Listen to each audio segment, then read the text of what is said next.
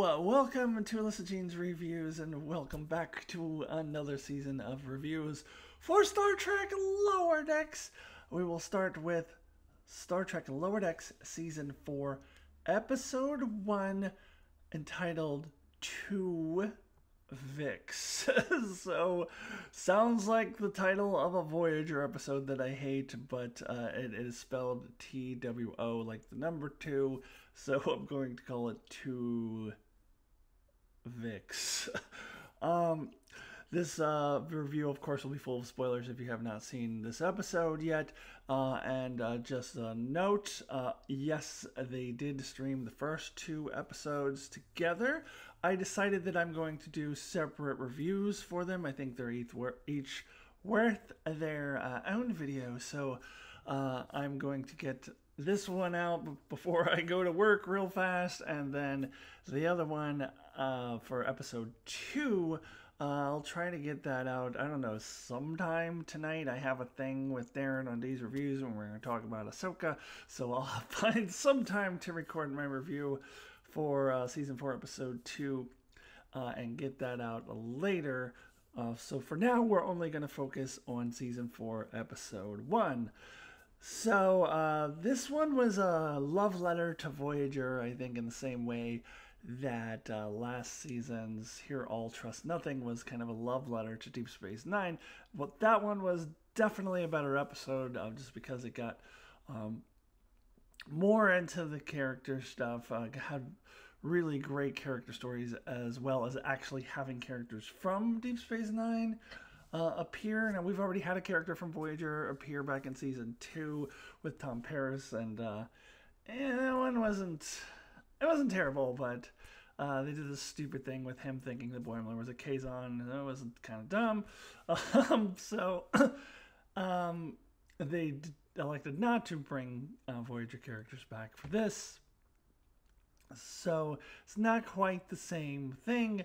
However, it was still a really good love letter to Voyager, as it referenced several Voyager episodes in that lower deckian kind of way, where it's really funny and creative, and is able to parody some of the episodes that we have seen previously. So very much enjoyed it. Now, of course, I can't ignore the Twovix in the room, that I hate that episode. I'm on record of saying that. I think that the writers manufactured a phony ethical dilemma with contrived writing. And I actually think that by my viewing, that this episode kind of proves my point, like how ridiculous it was, but I don't know. We will get to that.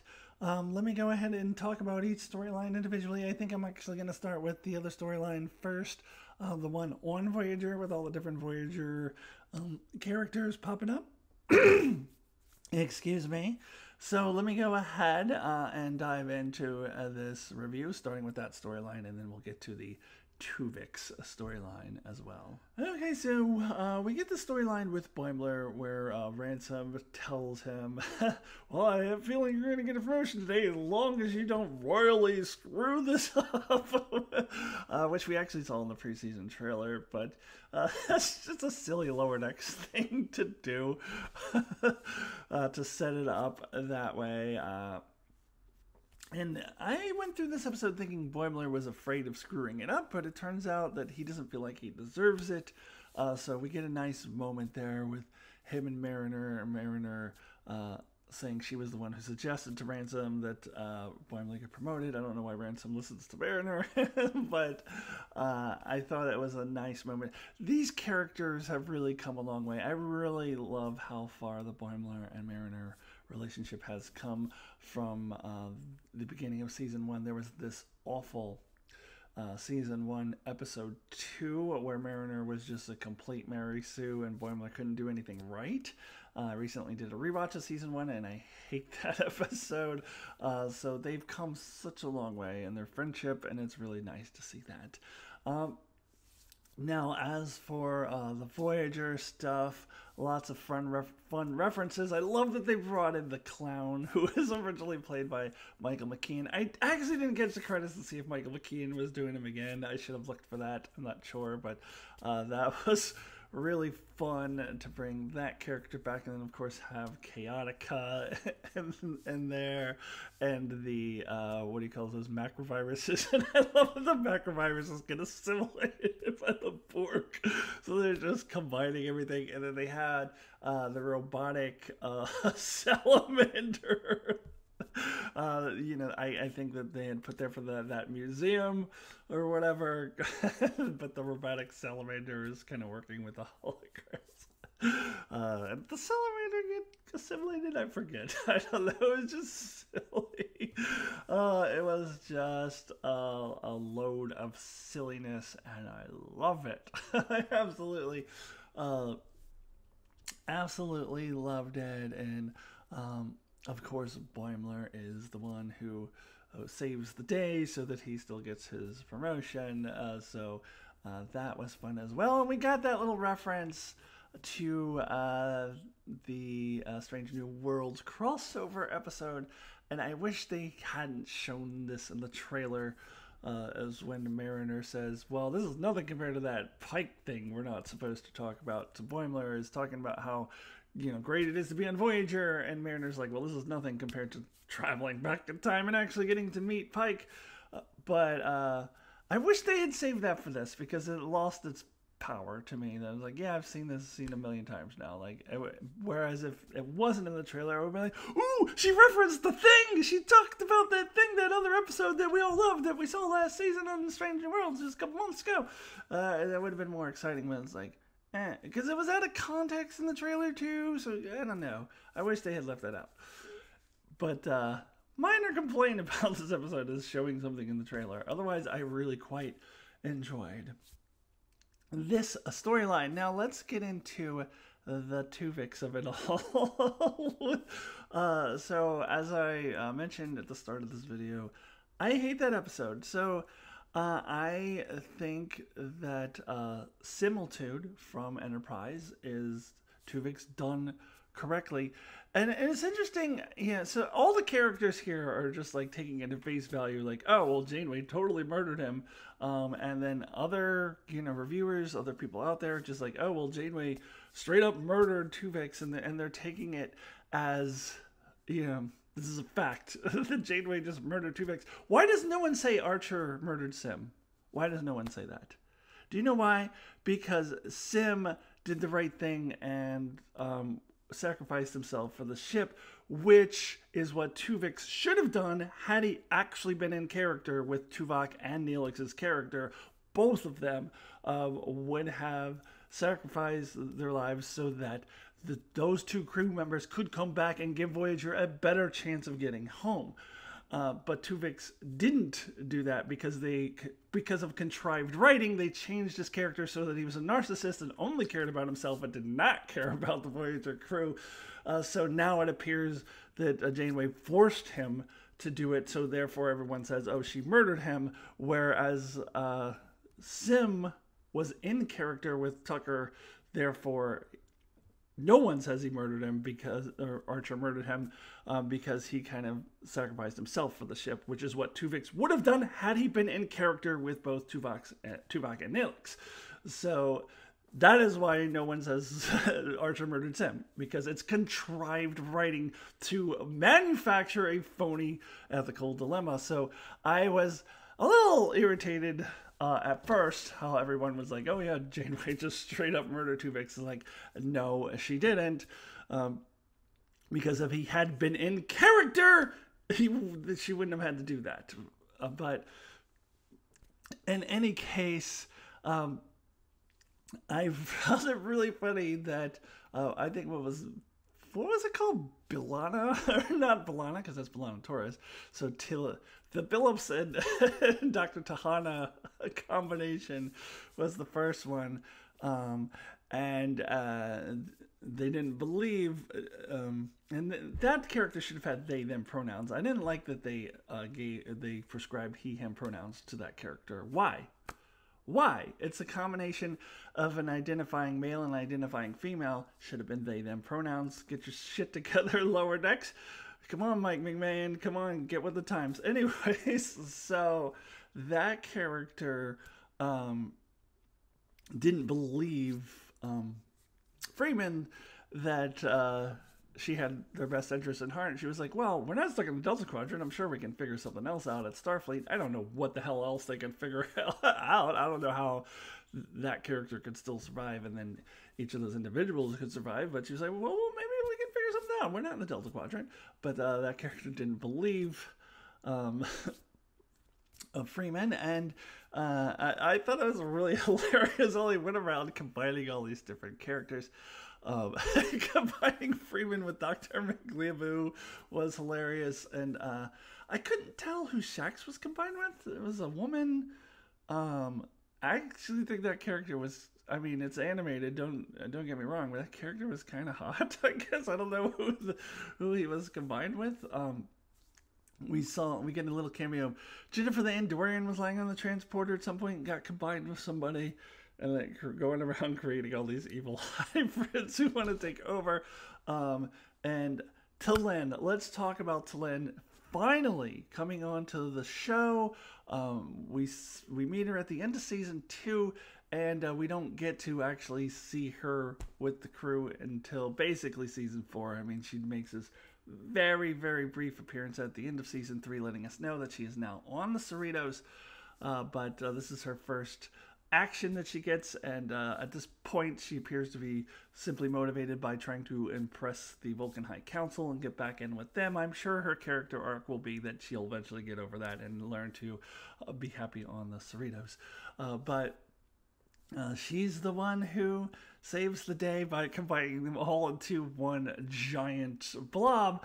And this is where I think they kind of prove my point, where the whole time they're all like, oh, well, we can't separate him. No, it'll be murder. And then Tendy's like, well, at this point, it's just a big, giant, massive meat blob or something. So it's not murder.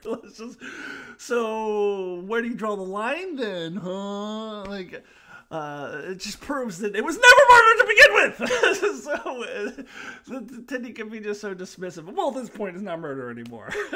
It's like dismissing of that life form. As opposed to just what about the life form of Dr. D'Hana and Billups combined, huh? So it just goes to prove how silly that whole fucking thing was. So I think it proves my point. So I loved all of that, and I loved seeing T'Lyn and Tendy's interactions, and the Tendy is all like, oh, we're going to be science buddies, and T'Lyn's like, yeah, whatever, pump the brakes, sister. So I really look forward to continuing to see that. And then we get the ending where they all get promoted but Rutherford, but we'll put a pin in Rutherford. We'll hold off for him till episode 2, when the review that I'll record later. But for now, everyone else gets promoted, and I was confused about T'Lyn because they called her provisional ensign. So does that mean she's now promoted to a regular ensign, or is she promoted to a provisional junior grade lieutenant? I guess we'll see. I don't know. I was a little confused on that. But Mariner, of course, doesn't want it. But again, that's an episode 2 thing. They get into more of that. But I had heard before the season started that they were all going to get promoted, and I'm happy about this. I have said several times over the last 3 seasons that they can't stay ensigns for the entire run of the show. That would just be too Harry Kim-like to bring in another Voyager reference. Like, it doesn't really make sense that they would just continue to save the ship over and over and continue to be ensigns. So this is the right move for the show. It causes them to put them in a slightly different direction, as they're no longer going to be sleeping in the hallway. Maybe see if my brother is happy about that. He always hated that. We find out in the next episode that Rutherford and Boimler end up being roommates. I don't know that Tendi and Mariner do, but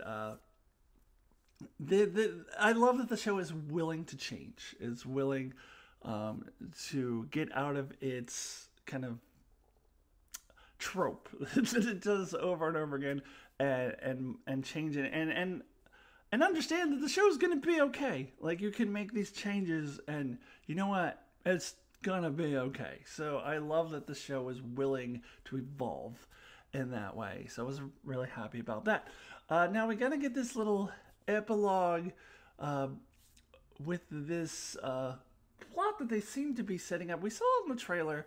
Seems to be setting up for something. They also did a scene about it at the beginning of episode 2 as well, where there's these mysterious ships that come in and are just blasting away a Klingon ship, and then we'll see the Romulan ship in episode 2. So that is setting up for something later to come. And we see that dude from the Klingon dude from Wage Douche. Is he dead now? Did they just really kill him off? I gotta think he survived somehow, but I don't know. We'll see, I suppose. So we've got that. There's a lot of hanging story threads already, though. Like, we've got the Badgie thing. We've got the William Boimler joining Section 31. And they also kind of left us with my least favorite character of all time, Peanut Hamper, going with that Jeffrey Combs computer. And then both of them go, whoa. So that's a potential story thread they could pick up on. So there's like 4 hanging story threads now. So unless they're going to try to combine them all into one, which would be, I think, difficult. So I don't know. I suppose we shall see where they're going with all this. All right, so I'm going to go ahead and wrap this up, give my rating out of 10. So my rating out of 10, with 1 being the lowest possible score, 10 being the highest possible score for Lower Deck Season 4, Episode 1, Twovix, not to be confused with the Voyager episode. My rating out of 10 is a 9. I really love this episode, not only for being a love letter to Voyager, but some of the character stuff. And yes, I did say it's not as good as the Deep Space Nine one, but I think the Deep Space Nine one is potentially the best episode of the series, or at least in that top 2 or 3 of the series, and one of the best episodes of Modern Trek. So not everything's going to be as good as that, but I still thought that this was a really great introduction to the season, getting back to the characters. I love that they got promoted, so I'm giving this a 9. Now, this could be another season premiere bump. I talked about that last season. I gave the season premiere of season 3 a 7, and I was like, I don't know if this really deserves to be a 7. Maybe it's just that I'm excited about the season being back, so I'm bumping it up. And then I went back and did my season 3 review later, and I was like, oh, no, this is a 6. I definitely gave it the season premiere bump. So I don't know if in retrospect this will be an 8 because I gave it the season premiere bump. Only time will tell, but at least for now, I am giving this a solid 9. 9 out of 10 for me. All right, thank you so much for joining me. So, as I said, I will try to get my episode 2 review out sometime tonight. So it'll be several hours later after this one is released. But keep an eye out for that. And then I will be back here again next week to review episode 3 of season 4. Thank you so much for watching, and I will see you all really, really soon. Goodbye.